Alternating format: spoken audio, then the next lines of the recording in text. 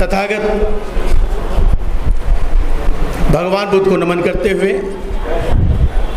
विश्व रत्न बोधिसत्व बाबा साहेब डॉक्टर भीमराव जी को नमन करते हुए भिक्षु वर्ग को वंदामी और आज इस सभा में उपस्थित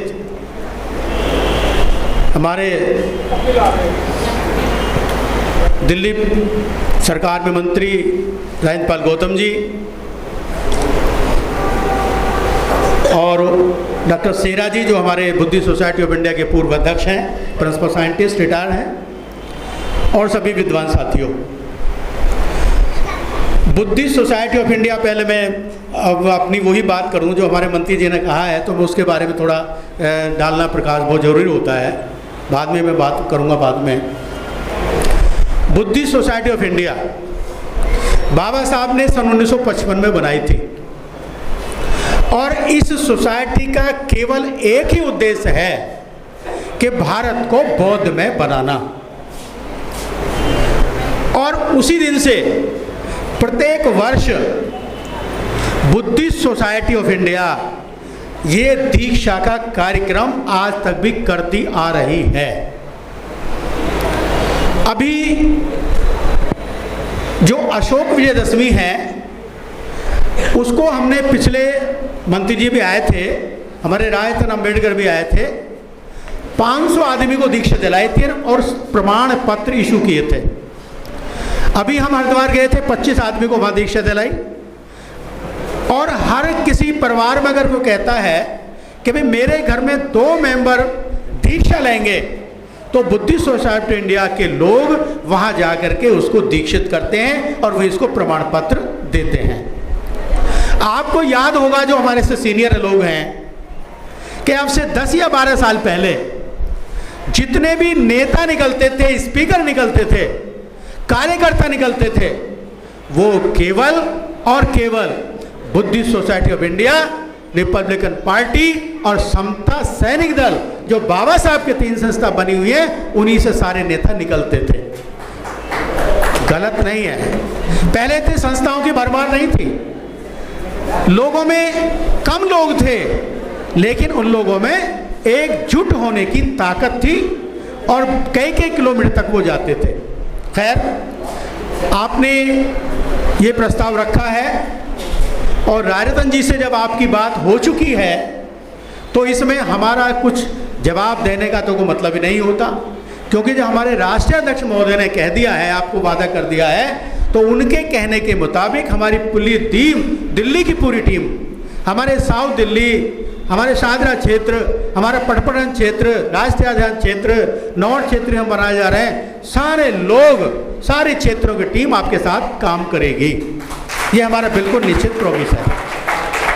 क्योंकि जब हम दीक्षा दिलवाते ही हर साल हैं, दीक्षित लोगों को करते हैं, प्रमाण पत्र देते हैं, तो फिर जब इतनी बड़ी संख्या में बुद्धिस्ट सोसाइटी ऑफ इंडिया का एम, बाबा साहब का बनाया हुआ स्वप्न पूरा हो रहा है, तो आप क्या, कोई भी अगर संस्था कहती है तो हम उसके लिए बिल्कुल तैयार होते हैं। अभी आपको पिछले दिनों की थोड़ी सी याद दिलाऊंगा, आपको याद होगा एक बहुत बड़े नेता जो बीजेपी में चले गए थे, नाम नहीं ले रहा मैं, लेकिन जानते सब हैं, उन्होंने एक बहुत बड़ा प्रोग्राम किया था, अपनी दीक्षा ली थी उन्होंने, अपने लिए दीक्षा ली थी उन्होंने। उस दीक्षा कार्यक्रम में हमारे सीनियर साथी जो आज दुनिया में नहीं है, शांत स्वरूप बौद्ध जी, रामरतन बौद्ध जी, रामपाल सिंह गौतम जी और डॉक्टर सेरा बैठे हुए हैं और बहुत सारे लोग, और उसमें हम भी शामिल हैं, सभी सब ने पुरजोर प्रयास किया था और सारी संख्या जो हमारी बुद्धिस्ट सोसाइटी की थी, सारी संख्या हमने ताकत उस प्रोग्राम में लगा दी थी। तो हम आपका बिल्कुल सहयोग करेंगे। हमारी सारी जितने भी क्षेत्र हैं, जितनी हमारी शाखाएं हैं, वो सब आपके साथ रहेंगी अगर आपने हमारे अध्यक्ष महोदय से कोई बात कर ली है तो। और अगर नहीं भी की है, उनका बयान भी है? उनका वीडियो भी मेरे घर पे इसी पे, तो नहीं भी की है तो अभी दिल्ली लेवल पे तो हम कर ही सकते हैं। ऐसा नहीं कि हम नहीं कर सकते भाई, इंडिया लेवल पे भले ही हम ना करें, क्योंकि अध्यक्ष तो, राष्ट्रीय अध्यक्ष तो वही हैं, लेकिन अगर आप दिल्ली लेवल पे भी करेंगे तो भी हम आपके साथ रहेंगे। और प्रयास पूरा का पूरा प्रयास करेंगे, क्योंकि ये सपना हमारा नहीं है, बाबा साहब का सपना है, बुद्धिस्ट सोसाइटी का सपना है, जिसको आप पूरा करने जा रहे हैं। तो हम आपके बिल्कुल साथ हैं। हमने दोबारा मैं इस बात को रिपीट कर रहा हूँ कि हमारी पूरी दिल्ली प्रदेश की टीम 84-82 साल तक के लोग हमारे साथ हैं, हमारी बुद्धिस्ट सोसाइटी की टीम में। आपको ताज्जुब होगा। और हमारे सारे क्षेत्रों की टीम, हमारे अध्यक्ष आए हुए हैं, सभी लोग आपका सहयोग करेंगे और हम आपका पूरा पूरा उसमें ध्यान रखेंगे। अगर आप बुद्धिस्ट सोसाइटी को मान करके लेकर के चलते हैं तो हमारा इसमें कोई ऐतराज नहीं होना चाहिए, ना होगा। निकल जाना। अच्छा, धन्यवाद।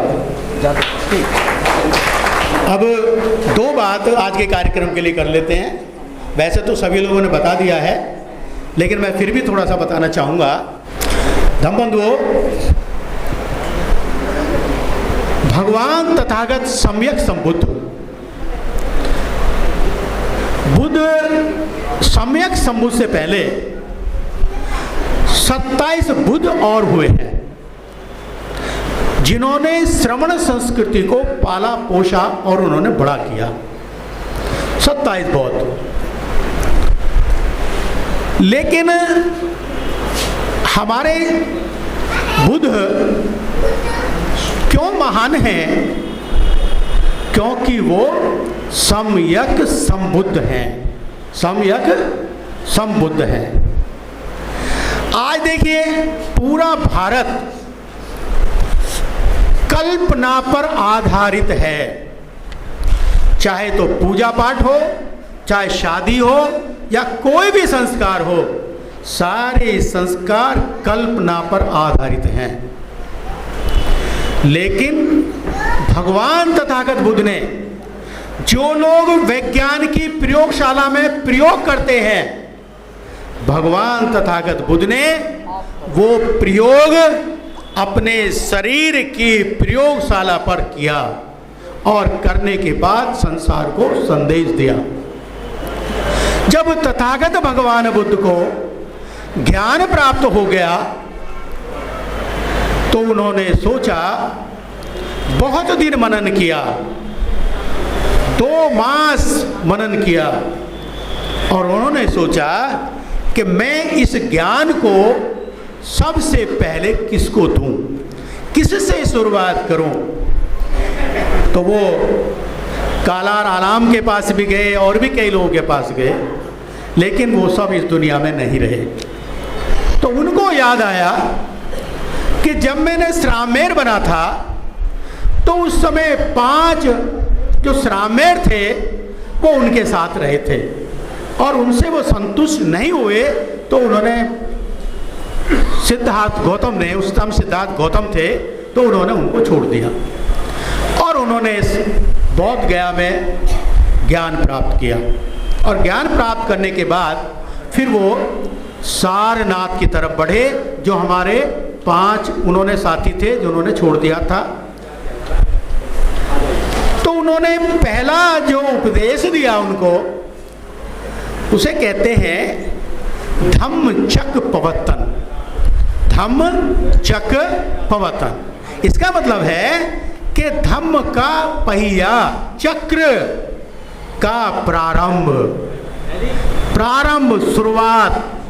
तो भगवान तथागत बुद्ध ने अपना प्रथम उपदेश सारनाथ में 5 भिक्षुओं को देकर अपने धम्म का चक्र का प्रारंभ किया था।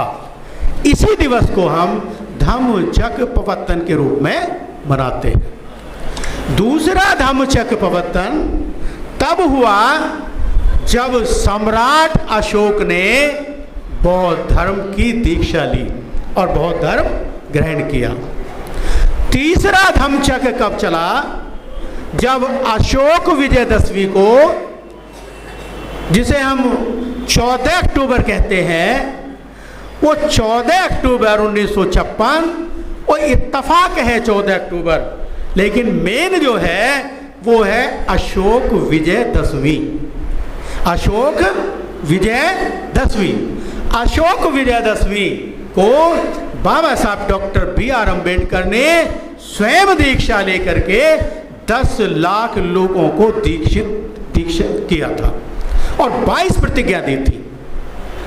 बाबा साहब कितने विद्वान थे, उनका वैज्ञानिक धर्म आज हम स्वीकार नहीं कर रहे हैं, हम कल्पना पर जी रहे हैं।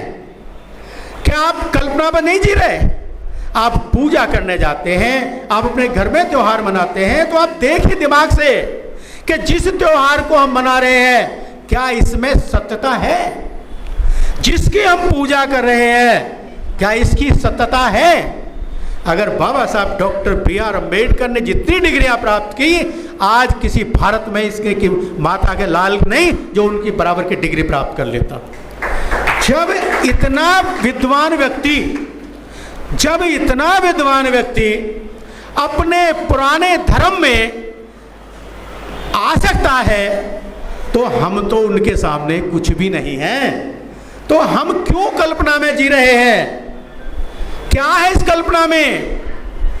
जो उन्होंने अपने शरीर का वैज्ञानिक और प्रकृति को विज्ञान का प्रयोगशाला बनाई, कोई भी कल्पना नहीं है उसमें, सब सत्यता है जो उन्होंने प्राकृतिक विज्ञान प्रयोगशाला में तय किया, अपने शरीर पर तय किया।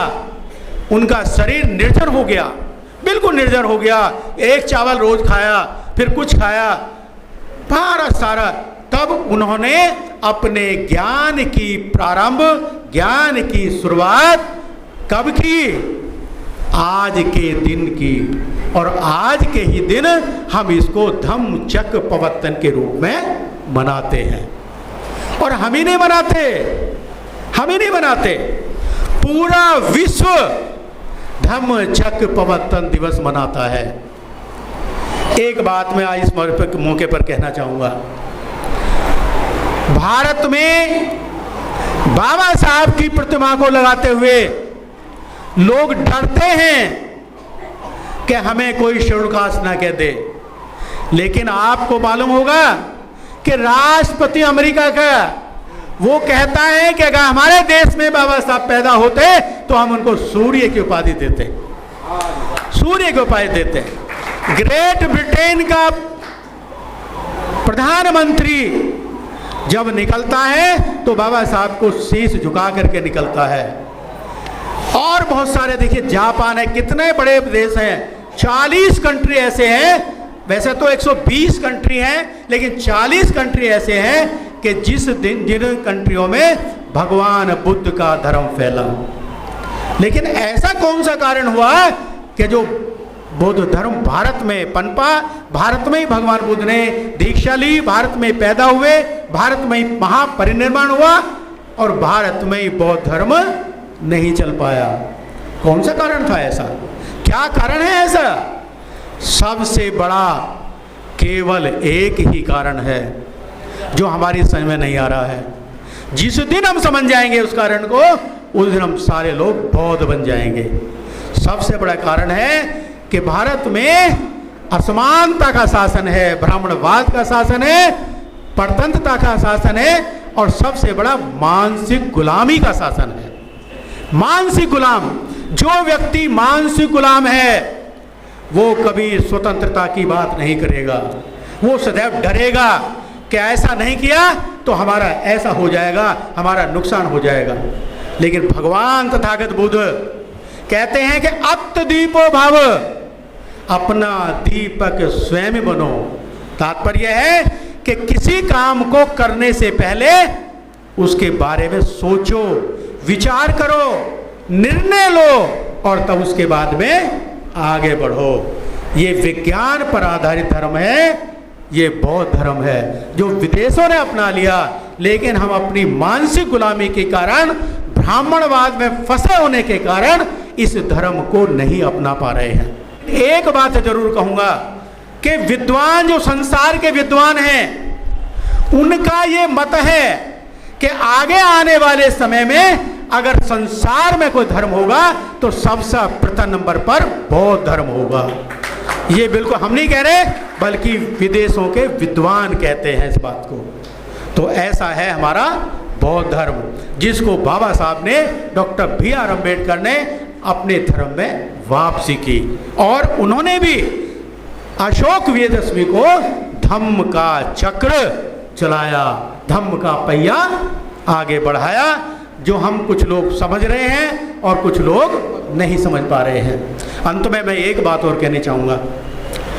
एक लाइन खिंची हुई है, हम उस लाइन को काट नहीं सकते, लेकिन उस लाइन को हम छोटा कर सकते हैं। कैसे कर सकते हैं?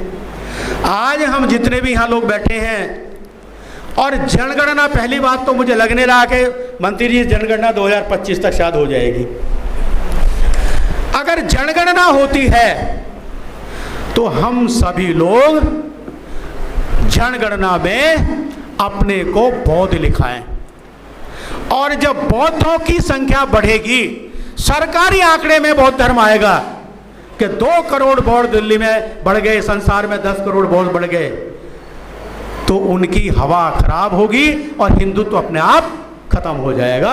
हमें कुछ करने की आवश्यकता नहीं है, केवल हमें बुद्ध बनना है और आने वाले समय में हमको बौद्ध लिखना है। जब तक बौद्ध हम नहीं बनेंगे, बौद्ध नहीं लिखेंगे, इसी तरह से हम दलित चूड़े चमार होकर के बाल काटने पर पिटाई होगी, मूंछ रखने पर मार दिए जाएंगे, बलात्कार होगा, ऐसा ही कार्य हमारे साथ चलता रहेगा।